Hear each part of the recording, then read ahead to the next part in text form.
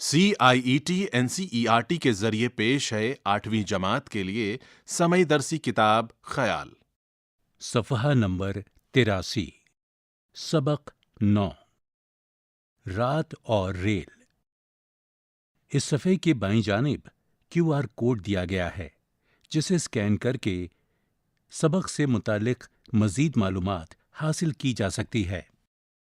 پھر چلی ہے ریل اسٹیشن سے لہراتی ہوئی، نیم شب کی خاموشی میں زیر لب گاتی ہوئی، ڈگمگاتی جھومتی سیٹی بجاتی کھیلتی، وادیوں کہسار کی ٹھنڈی ہوا کھاتی ہوئی، تیز جھونکوں میں وہ چھم چھم کا سرود دل نشیں، آندھیوں میں مینا برسنے کی صدا آتی ہوئی، جیسے موجوں کا ترنم، جیسے جل پریوں کے گیت، ایک ایک لے میں ہزاروں زمزمیں گاتی ہوئی۔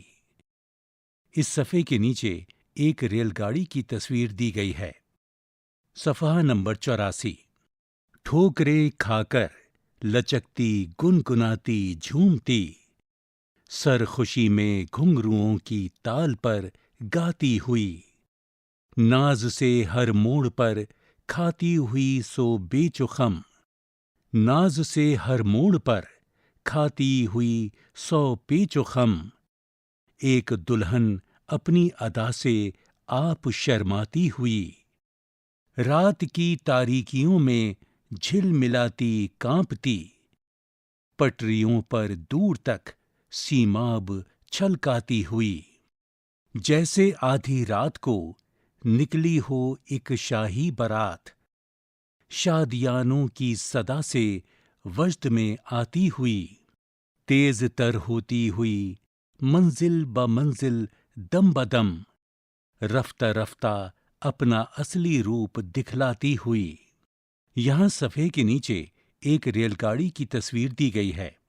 سینۂ کوہسار پر چڑھتی ہوئی بے اختیار ایک ناگن جس طرح مستی میں لہراتی ہوئی، ایک ستارہ ٹوٹ کر جیسے رواں ہو عرش سے، رفعت کوہسار سے میدان میں آتی ہوئی، ایک بگولے کی طرح بڑھتی ہوئی میدان میں، جنگلوں میں آندھیوں کا زور دکھلاتی ہوئی، جستجو میں منزل مقصود کی دیوانہ وار، اپنا سر دھنتی فضا میں بال بکھراتی ہوئی، رینگتی مڑتی مچلتی تل ملاتی ہانپتی، اپنے دل کی آتش پنہاں کو بھڑکاتی ہوئی۔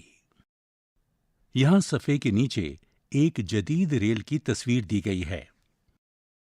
صفحہ نمبر 86 پل پہ دریا کے دمادم کوندتی للکارتی، اپنی اس طوفان انگیزی پہ اتراتی ہوئی، پیش کرتی بیچ ندی میں چراغاں کا سماں، ساحلوں پر ریت کے ذروں کو چمکاتی ہوئی،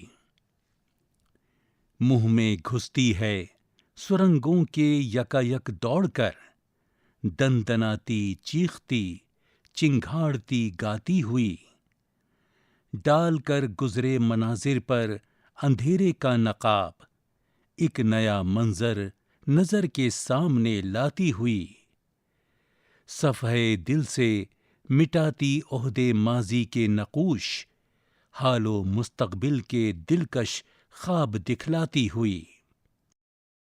اسرار الحق مجاز۔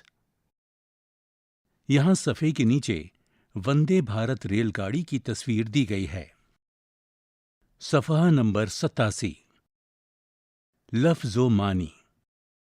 نیم شب، آدھی رات، زیر لب، لب کے نیچے آہستگی کے ساتھ، کوہسار، پہاڑ، پہاڑی علاقہ، سرود، موسیقی کا ایک آلہ، مینا، بارش، زمزمیں، دھیمے سروں کا راگ، سرخوشی، سرور سرمستی، پیچ و خم، اتار چڑھاو، سیماب، پارا، وجد، ایک خاص کیفیت، حال، رفعت، عروج، ترقی، جستجو، تلاش، آتش پنہاں، چھپی ہوئی آگ۔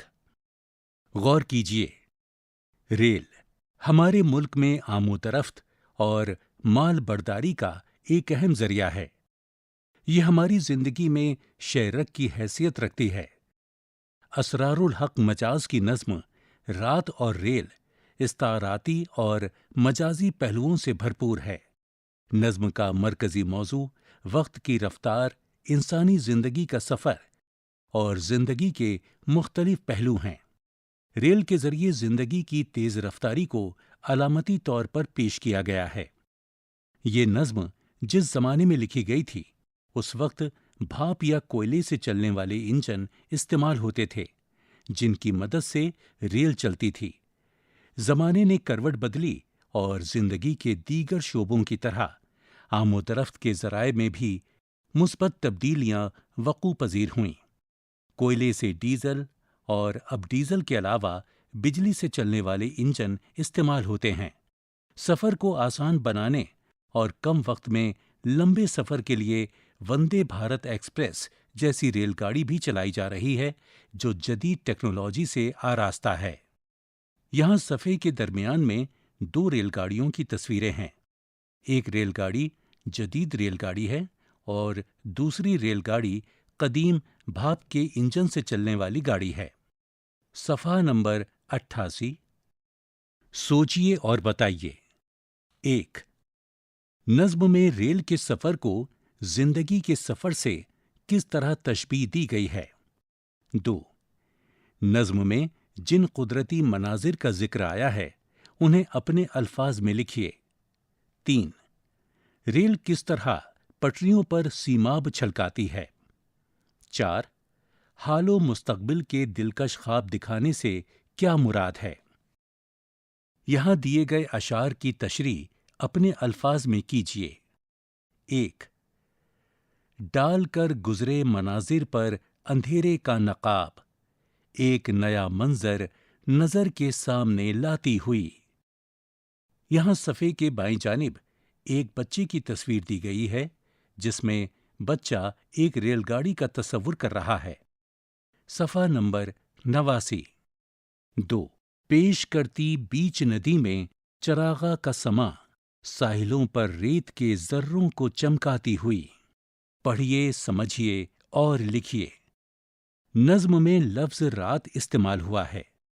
شب، لیل وغیرہ رات کے مترادفات ہیں۔ درج ذیل الفاظ کے دو مترادفات لکھیے۔ 1۔ لب، خالی جگہ، خالی جگہ۔ 2۔ کوہسار، خالی جگہ، خالی جگہ۔ 3۔ مینا، خالی جگہ، خالی جگہ۔ 4۔ صدا، خالی جگہ، خالی جگہ۔ 5۔ دلہن، خالی جگہ، خالی جگہ۔ 6۔ پیڑ، خالی جگہ، خالی جگہ۔ 7۔ صحرا، خالی جگہ، خالی جگہ۔ 8۔ جستجو، خالی جگہ، خالی جگہ۔ اس شعر پر غور کیجیے۔ ایک بگولے کی طرح بڑھتی ہوئی میدان میں، جنگلوں میں آندھیوں کا زور دکھلاتی ہوئی۔ اس شعر میں ریل کو بگولے کی مانند بتایا گیا ہے۔ شعر میں جب ایک چیز کو دوسری چیز کی مانند بتایا جاتا ہے تو اسے تشبیہ کہتے ہیں۔ ان دونوں چیزوں میں کسی نہ کسی طرح کی مشابہت ضروری ہے۔ تشبیہ میں ایک چیز کو دوسری چیز جیسی بتانے کے لیے کچھ الفاظ استعمال کیے جاتے ہیں، جیسے اوپر کی مثال میں حرف کی طرح استعمال ہوا ہے۔ اس کے علاوہ سی، جیسے، نما وغیرہ الفاظ بھی استعمال کیے جاتے ہیں۔ ان کو حروف تشبیہ کہا جاتا ہے۔ نظم کو دوبارہ پڑھیے اور 5 ایسی مثالیں تلاش کیجیے جن میں ریل کو کسی اور لفظ سے तशबीह दी गई हो। सफ़ा नंबर 90। यहाँ 1 से 5 तक खाली जगह दी गई हैं। यहाँ दिए गए शेर पर गौर कीजिए। जुस्तजू में मंजिले मकसूद की दीवानावार, अपना सर धुनती फिजा में बाल बिखराती हुई। रेल एक बेजान शय है, लेकिन इसके बाल बिखरे हुए हैं, जो इंसानी सिफत है। किसी गैर जानदार चीज या ख्याल को इंसानी खुसूसियत देना या उसे इंसानों की तरह पेश करना तजसीम कहलाता है, यानी बेजान अशिया को जानदार की तरह पेश करना, जैसे रेंगना, हाँपना या मचलना। ये सब जानदार की हरकत हैं, लेकिन इन तमाम औसाफ को रेल जैसी बेजान चीज के लिए इस्तेमाल किया गया है। नज्म से सनते तजसीम की 5 मिसालें तलाश करके लिखिए। यहाँ नीचे 1 से 5 तक खाली जगह दी गई हैं। इस नज्म में सीने कुहसार लफ्ज इस्तेमाल हुआ है, जिसका मतलब है कुहसार का सीना। इसमें हमजा इजाफत का इस्तेमाल किया गया है। आप हमजा इजाफत वाले 5 मुरक्कब अल्फाज तलाश करके लिखिए। यहाँ नीचे 5 खाली जगह दी गई हैं। इस सफ़े पर बाईं जानिब भाप के इंजन से चलने वाली रेलगाड़ी की तस्वीर दी गई है। सफ़ा नंबर 91। तलाश कीजिए। सुपरफास्ट एक्सप्रेस, मेल एक्सप्रेस और पैसेंजर ट्रेन के बारे में मालूम करके लिखिए और ये भी बताइए कि इनके दरमियान क्या फ़र्क है। टॉय ट्रेन के बारे में अपने साथियों से गुफ्तगू कीजिए और ये मालूम कीजिए कि किन जगहों के लिए चलाई जा रही हैं। यहाँ सफ़े के बाईं जानिब एक पुल पर जाती हुई छोटी टॉय ट्रेन की तस्वीर दी गई है। तख्लीकी इजहार। रेलवे स्टेशन का नज़ारा मौजू पर एक पैराग्राफ लिखिए। दिन में रेल का सफ़र रात में रेल के सफ़र से किस तरह मुख्तलिफ होता है।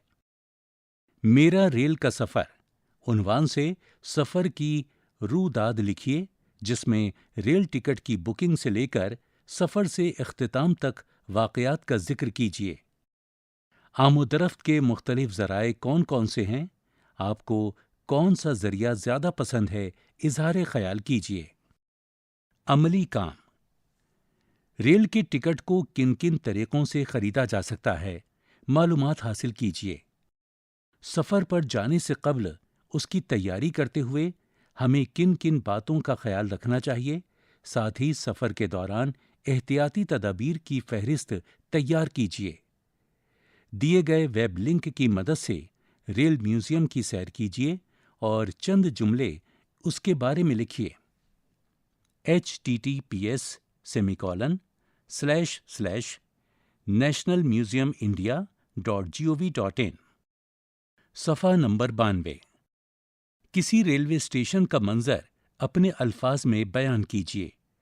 आप यहाँ दी गई जगह में रेलवे स्टेशन की तस्वीर बनाकर उसमें अपनी पसंद के रंग भी भर सकते हैं। यहाँ नीचे एक खाली जगह दी गई है। सफ़े के नीचे डीजल से चलने वाली रेलगाड़ी की तस्वीर दी गई है। ये सबक यहीं पर मुकम्मल होता है।